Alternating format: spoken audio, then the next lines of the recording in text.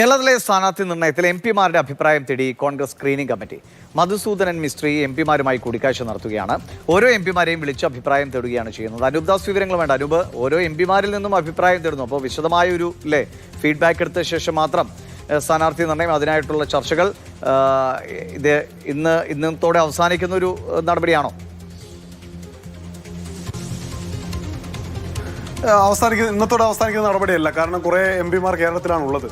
കുറച്ച് എംപിമാർ മാത്രമേ ഡൽഹിയിലുള്ളൂ. അവരെയാണ് ഇപ്പോൾ കോൺഗ്രസിന്റെ പാർലമെന്ററി പാർട്ടി ഓഫീസിൽ വെച്ചിട്ടുള്ള ചർച്ച നടന്നുകൊണ്ടിരിക്കുന്നത്. ഓരോ എംപിമാരെയും പ്രത്യേകം വിളിച്ച് അഭിപ്രായങ്ങൾ ആരായുകയാണ്. ഇതിൽ പ്രധാനപ്പെട്ട ഒരു കാര്യം, പല എംപിമാർക്കും കേരളത്തിൽ വന്ന് മത്സരിക്കാൻ താല്പര്യമുണ്ട്. മത്സരിച്ച് ഇത്തവണ വിജയിക്കുമെന്നാണ് പ്രതീക്ഷ.